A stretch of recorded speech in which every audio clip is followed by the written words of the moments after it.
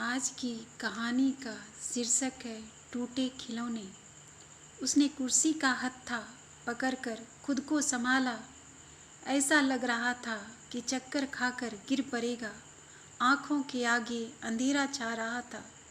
तभी भीतर से जोर का अट्टहास सुनाई पड़ा, जैसे कोई कह रहा हो, बस लड़ चुके अपने आप से। वह जवाब देना चाहता था उन बहुत से सवालों का जो सालों से उसे घेरे हुए थे, लेकिन उसे लगा कहने के लिए वक्त कम है। फिर वह कहे किससे? काश कोई उसकी बात भी सुनता। दर्द बढ़ रहा था कि तभी लगा कोई उससे कह रहा हो, बस इतनी जल्दी हार मान गए। उसने आंखें फैला के कर और भीतर झांकने की कोशिश की। अरे, यह तो उसके खिलौने की सेना के टैंक का सिपाही था। दर्द में भी वह मुस्कुरा दिया। हाँ दोस्त, तुम्हें तो मैं बचपन से जानता हूँ और सचमुच तुम बहुत बहादुर हो। सिपाही बोला, तुम्हें याद है मेरे हाथ टूटे हुए हैं और फिर भी मैंने हार नहीं मानी, जबकि तुम हो कि सब कुछ सही सलामत होते हुए भी टूट रहे हो। देखो, शरीर से टूटा आदमी नहीं हारता। हाँ, जिस दिन तुम दिल से टूट जाओगे उस दिन सचमुच हार जाओगे। यह हार जिंदगी के जंग की हार होगी। उठो, तुम्हें अपनी बात कहने और अपना पक्ष रखने के लिए अभी और जीना है। उसे लगा दिल का दर्द कम हो रहा है। कोई है जो उसे कह रहा है जिंदगी में इतनी जल्दी हार नहीं मानते। उसकी आंखों से झरझर आंसू बह निकले। उसने चारों तरफ नज़र दौड़ाई। गहरा अंधेरा था, बस बरामदे में नाइट बल्ब टिमटिमा रहा था। उसे अपना खिलौना वाला सिपाही याद आया। बहुत प्यार करता था वह अपने इस सिपाही से। हर समय हाथ में दबाए पूरे घर में दौड़ता रहता और रात में सोता तो सिरहाने रखकर। उसे लगता जब तक यह सिपाही उसके साथ है तब तक कोई उसे नहीं हरा सकता। एक दिन छोटे भाई ने खेल खेल में सिपाही को दीवार पर दे मारा। सिपाही के हाथ टूट गए। भाई जीतना चाहता था और सिपाही की बाँह तोड़कर वह खुद को विजयी समझ रहा था। तब उसने रोते हुए भाई की शिकायत पापा से की, तो वे बोले, आपस में समझ लो, छोटा भाई है, उसे उत्पात करने का अधिकार है। हाँ, तुम बड़े हो, उसे क्षमा कर दो। भाई को रोता देख वह बोला, भैया आप भी मेरा खिलौना तोड़ दो, बात बराबर हो जाएगी। और वह बोला, कोई बात नहीं भाई, मैं इसके हाथ जोड़ दूंगा, पर तुम्हारा खिलौना नहीं तोड़ूंगा। भला तुम्हारे खिलौने तोड़ने से मेरे सिपाही का हाथ थोड़ी जुड़ जाएगा। तुमने अपने कोर्स की किताब में यह कहानी नहीं पढ़ी जिसमें राजा ने तीर से घायल हंस उस राजकुमार को दिया जिसने उसे चोट लगने पर बचाया था? उसे नहीं, जिसने उसे तीर मारकर धरती पर गिराया था। जानते हो क्यों? क्योंकि मारने वाले से बचाने वाले का अधिकार ज़्यादा होता है। आह, फिर एक टीस उठी। बड़े होने पर भाई को मकान चाहिए था और उसने रिश्तों को खिलौने की तरह ही तोड़ दिया। अजीब सी बात है उसके साथ, वह तो सदैव ही सही रास्ते पर चलता है, नीति का ध्यान रखता है और सब के सब उसी से नाराज हो जाते हैं। और एक दिन दिल की दीवार पर भावनाओं का खून बिखर जाता है। वह सिर से पांव तक लहूलुहान उठता है। और फिर ऐसे ही कभी कोई सिपाही तो कभी वायलिन उसे जीने की ताकत देता है। वायलिन का ध्यान आते ही एक पुरानी बात याद करके उसे हंसी आ गई। उस दिन वह खुशी बांटने के लिए घर में वायलिन बजा रहा था कि भीतर से आवाज़ आई, प्लीज़ यह बाजा मत बजाया करो। तुम्हें भले ही इसके सुरों से खुशी मिलती हो, पर आस पड़ोस से लेकर घर के सभी सदस्य तुम्हारे इस वायलिन के बजाने से डिस्टर्ब हो जाते हैं। इतना सुनते ही उसका हाथ फिसला और वायलिन का तार टूट गया। उसके बाद वायलिन बजाना बंद हो गया। ऐसी कितनी ही घटनाएं भरी पड़ी हैं जिंदगी के सुरों को बिखरने के लिए। फिर भी वह सही सलामत है। भला खिलौने के टूटने से कहीं आदमी टूटता है? खिलौने तो बस जज्बात भर होते हैं और आदमी को जीने के लिए भावनाओं से अधिक ज़रूरत प्रैक्टिकल बनने की होती है।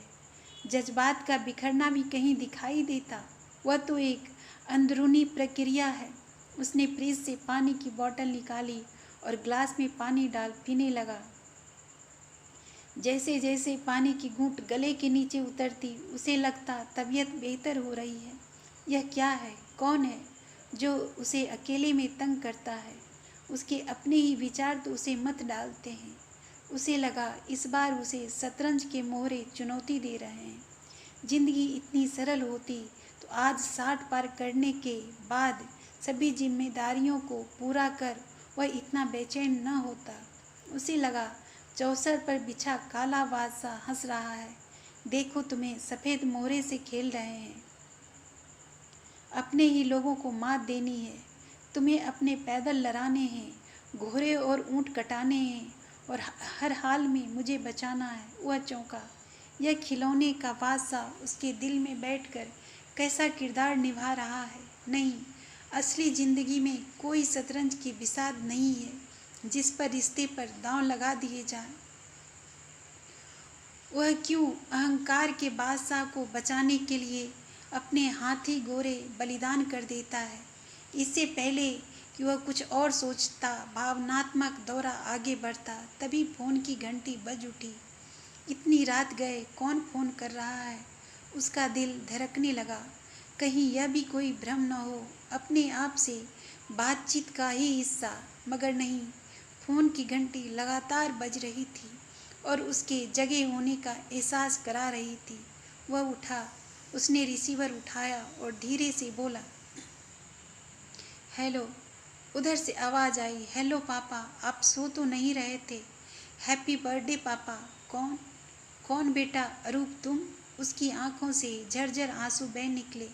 कैसे हो बेटा? पूरे 3 साल बाद तुम्हारी आवाज़ सुन रहा हूँ। मैं ठीक हूँ पापा। पहले सोचा रात में फ़ोन करूँ कि ना करूँ, फिर दिल नहीं माना। बेटा, कब से तरस रहा था तुम्हारी आवाज़ सुनने को। तो पापा फ़ोन क्यों नहीं किया?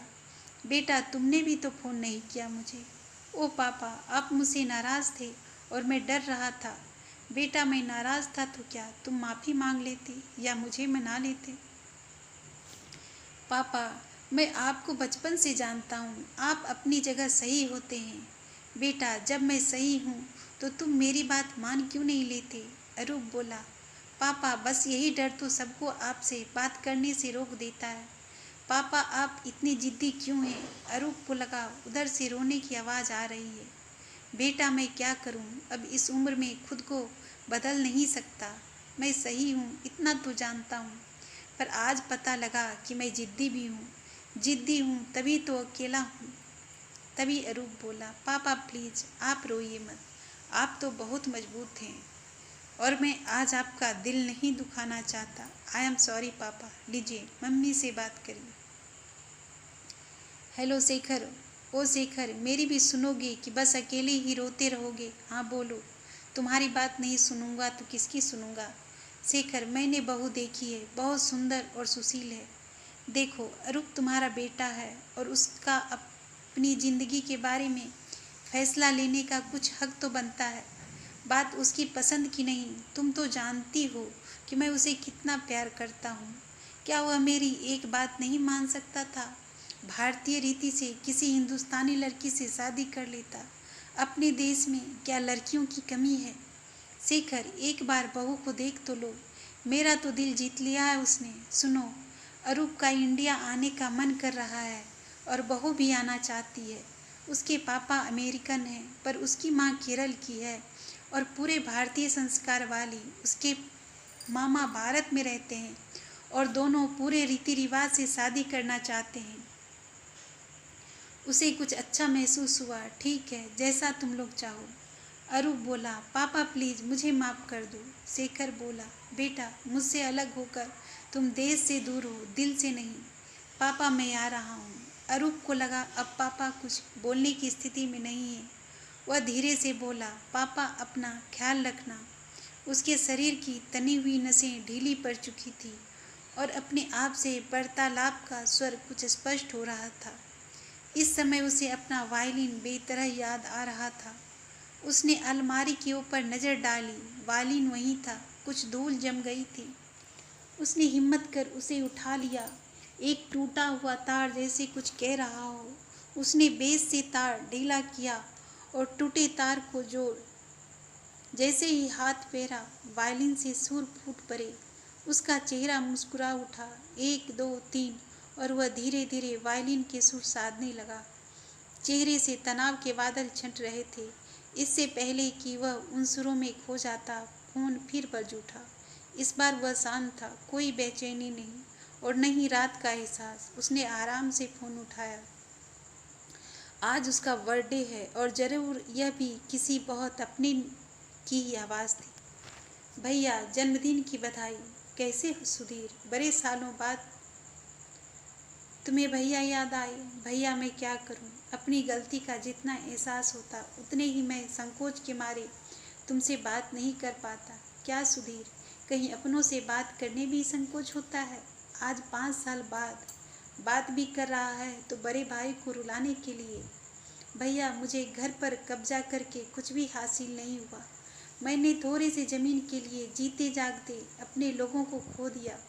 इसका एहसास मुझे तब हुआ जब शादी के बाद पिंकी बेटी ने कहा कि पापा, यह घर मेरा नहीं है और मेरा मायका ताऊ जी के घर में है।